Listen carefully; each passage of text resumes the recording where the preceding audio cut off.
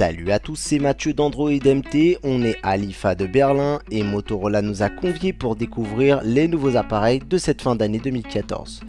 J'ai entre les mains le successeur du Moto G qui s'appelle le nouveau Moto G tout simplement. Si on fait le tour du propriétaire, vous voyez déjà le bouton de volume moins et plus sur le côté droit avec le bouton Power. Au-dessus, on voit le jack 3,5 mm pour y placer le kit main libre. Rien sur la tranche de gauche.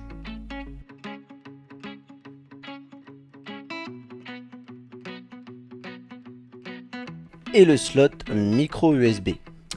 Alors, au niveau des changements pour ce Moto G, nous sommes en présence d'un écran de 5 pouces, contrairement à l'ancien qui était de 4,5 pouces.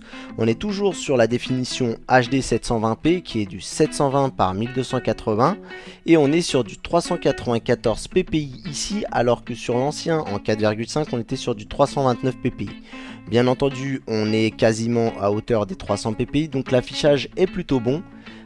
On est aussi également en présence d'un appareil photo qui a été revu à la hausse. On est sur du 8 mégapixels en autofocus 2.0, contrairement à l'ancien modèle qui était à 5 mégapixels en autofocus 2.4. Pour la caméra avant, on a eu aussi le droit à un petit upgrade. On était sur du 2 mégapixels.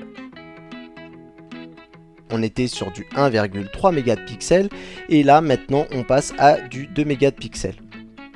Vous l'aurez constaté également, il a deux grilles à l'avant qui sont des grilles des haut-parleurs qui donnent un son stéréo, un peu comme ce que proposait HTC sur ses smartphones. Au niveau des spécificités, on a toujours le Qualcomm Snapdragon 400 qui est toujours cadencé à 1,2 GHz et de son Adreno 305 au niveau de la partie graphique. Donc pas trop de changements à ce niveau-là. Au niveau de la mémoire RAM, on est toujours sur du 2 Go de mémoire RAM. Pour le stockage, on a plusieurs combinaisons. Il existe un modèle simple SIM en 8 et 16 Go, un modèle dual SIM aussi en 8 et 16 Go. Il y a de fortes chances qu'en France, on ne voit qu'apparaître que le modèle simple SIM, mais ce n'est qu'une supposition de ma part. On pourra bien entendu étendre cette mémoire grâce au slot micro SD qui permettent de l'étendre jusqu'à 32 Go.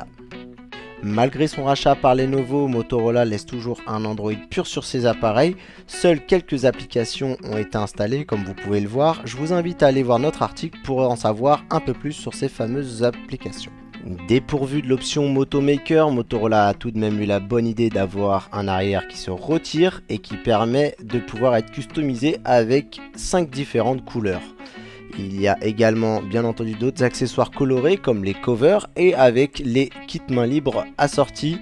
Donc c'est plutôt une très bonne idée pour pouvoir pallier à ce petit manque de personnalisation que l'on peut comprendre sur un téléphone qui sera vendu 149 € nu. Malgré un prix serré, nous avons tout de même en face de nous un téléphone de très bonne facture. Motorola n'est plus à remettre en cause au niveau de sa qualité de fabrication. On regrette peut-être le passage de l'écran 4,5 pouces à 5 pouces qui lui fait perdre de précieux points sur la prise en main que nous avons vraiment salué à l'époque sur le Moto X et sur le Moto G.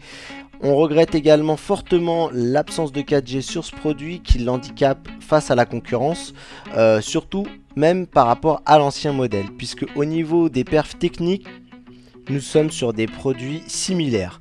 Donc à vous de choisir votre camp, soit la 4G, soit un modèle avec une meilleure caméra avant et arrière et un écran plus grand. Voilà les amis, c'est tout pour ce petit tour d'horizon du Moto G.